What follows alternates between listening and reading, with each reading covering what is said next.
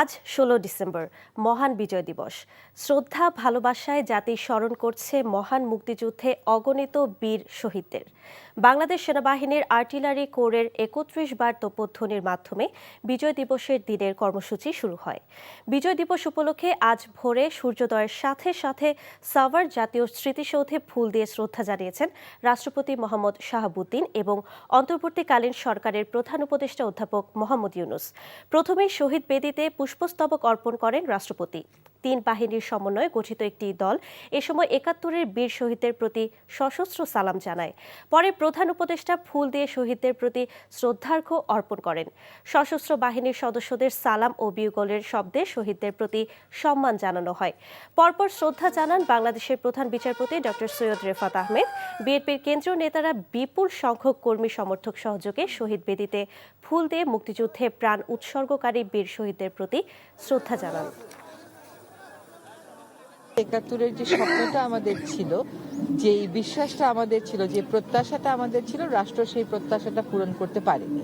তো আমরা আশা করি এই নির্বাচনের মাধ্যমে একটা ভিত্তি স্থাপন হবে, যে ভিত্তিটা গণতন্ত্রকে যেমন সুদৃঢ় করবে, তেমনি জনগণের কাছে সরকারকে জবাবদিহি করতে বাধ্য করবে। যে মুক্তিযুদ্ধ হয়েছিল, সেই মুক্তিযুদ্ধের ফলশ্রুতিতে আমরা এদেশে বাংলাদেশের কোটি কোটি মানুষকে নিয়ে গণতন্ত্র আগামী একটি সুষ্ঠু নিরপেক্ষ নির্বাচনের মাধ্যমে পুনঃপ্রতিষ্ঠিত করব।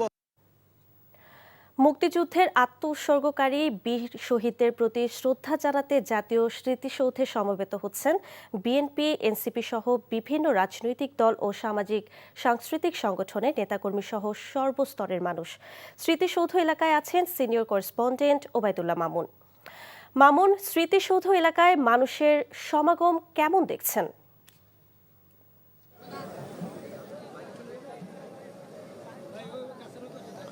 দিবা, মহান বিজয় দিবসের শুভেচ্ছা।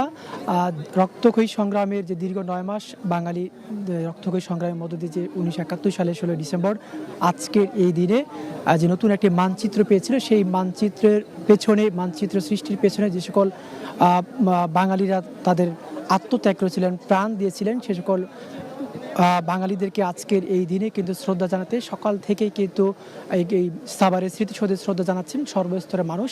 সেই শ্রদ্ধার ঢল কিন্তু এখনো পর্যন্ত রয়েছে, যেটি দুপুর পর্যন্ত গড়াবে। অর্থাৎ সকালে কিন্তু প্রধান উপদেষ্টার এবং রাষ্ট্রপতির প্রথমে শ্রদ্ধা জানিয়েছেন, এরপরে কিন্তু রাজনৈতিক দলগুলো অর্থাৎ বিএনপি সহ অন্যান্য যে রাজনৈতিক দলগুলো আছে তারা কিন্তু তাদের দলীয় নেতাকর্মীদেরকে নিয়ে এখানে শ্রদ্ধা জানিয়েছেন। এরপর কিন্তু বিভিন্ন সামাজিক সাংস্কৃতিক সংগঠনগুলি রয়েছে, তারাও কিন্তু এখানে শহীদদের প্রতি শ্রদ্ধা জানিয়েছেন। এখনো কিন্তু সকল যে রাজনৈতিক দল, সামাজিক এবং সাংস্কৃতিক সংগঠনগুলো রয়েছে তারাও কিন্তু এই বীরদের প্রতি শ্রদ্ধা নিবেদন করছেন। এবং একটি বিষয় বলে রাখি যে ১৯৭১ সালে যে রক্তক্ষয়ী সংগ্রামের মধ্য দিয়ে যে বাংলাদেশকে আমরা ১৯৭১ সালের ১৬ ডিসেম্বর নতুন একটি যে দেশ পেয়েছি, স্বাধীনতা শব্দটিকে আমরা পেয়েছি, আর এই ১৯৭১ সালের ১৬ ডিসেম্বর নতুন একটি যে দেশ পেয়েছি, সেই দেশের পেছনে, দেশ সৃষ্টির পেছনে যে মানুষগুলো আত্মত্যাগ করেছিলেন, যে তাজা প্রাণ তাদের বিলিয়ে দিয়েছিলেন, সে সকল মানুষদের প্রতি শ্রদ্ধা জানাতে কিন্তু সমস্ত মানুষ, সর্বস্তরের মানুষ কিন্তু সাভারের এই স্মৃতিসৌধে তাদের শ্রদ্ধা নিবেদন করছেন। এই ছিল আমার কাছ থেকে সাভারের স্মৃতিসৌধের সবশেষ খবর। জানছিলাম জাতীয় স্মৃতিসৌধে শহীদদের প্রতি শ্রদ্ধাঞ্জলির খবর।